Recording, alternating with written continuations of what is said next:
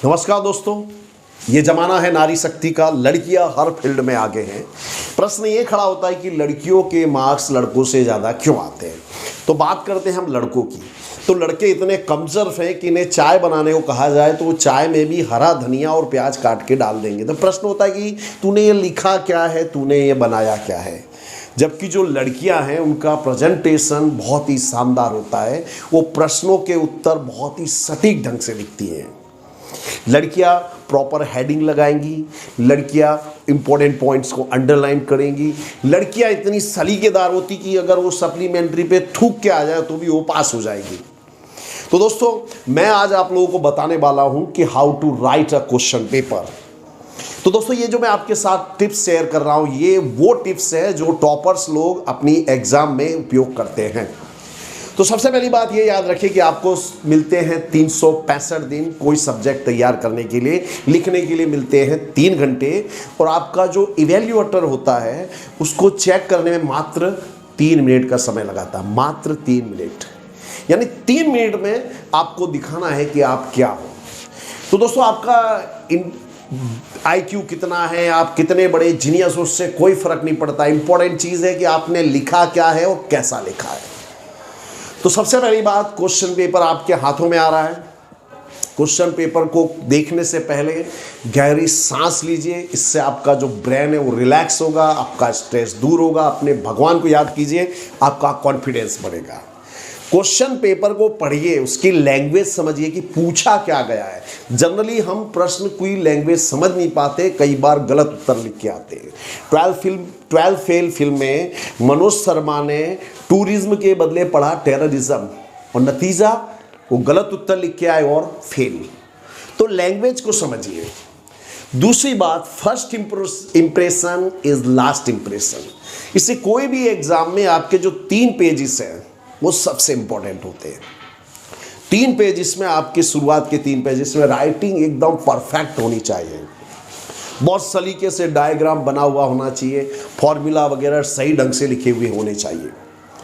तो जब भी उत्तर लिखें, हेडिंग लगाएं, इंपॉर्टेंट पॉइंट्स को अंडरलाइन करें, ब्लू पेन से अंडरलाइन करें। दूसरे किसी कलर का यूज आपको नहीं करना है। तीसरी बात, शुरुआत हमेशा आसान प्रश्न से करें। सपोज आपके 5 क्वेश्चंस दिए हैं, तो उसमें से क्वेश्चन नंबर 3 आपको बहुत ही आसान लग रहा है, आप उसको विद कॉन्फिडेंस कर सकते हैं, तो क्वेश्चन नंबर 3 से स्टार्ट कीजिए। तो आपने हेडिंग डाली है क्वेश्चन नंबर 3 सेक्शन ए, आप उसको लिख रहे हैं। फिर उसके बाद जब सेक्शन ए पूरा हो जाए तो 5 लाइन्स छोड़िए, उसके बाद सेक्शन बी शुरू कीजिए। फिर सेक्शन बी पूरा हो जाए तो 5 लाइन्स छोड़ करके सेक्शन सी।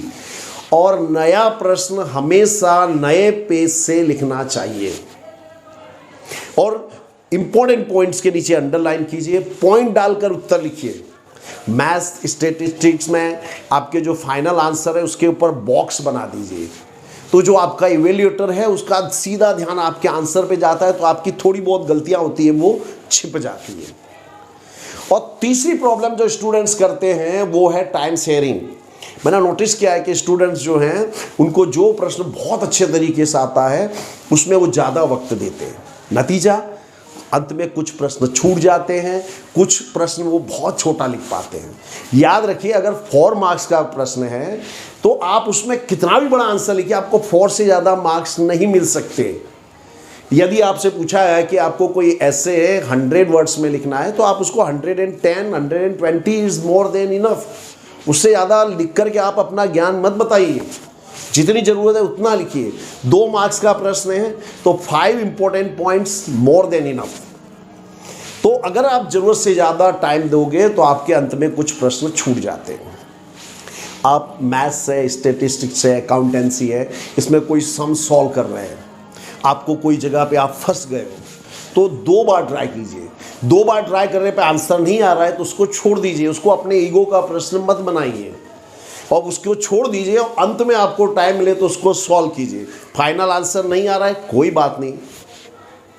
और आपका जो क्वेश्चन पेपर है 10 मिनट पहले सॉल्व हो जाना चाहिए, जिससे कि आपको अंत में आप रिवाइज कर सको, देख सको कि कुछ छूटा तो नहीं है, और कुछ छूटा होगा उसको आप फिर से उसको सॉल्व कर सकते हो। तो दोस्तों, ये जो मैंने टिप्स बताई थी ये टॉपर्स ने यूज की है, इसके दम पे वो टॉपर्स बने हैं। और ये वीडियोस आपके लिए बहुत ही लाभदायक होने वाला है, तो इसको अपने दोस्तों के साथ शेयर कीजिएगा। Thank you very much friends, have a very nice day.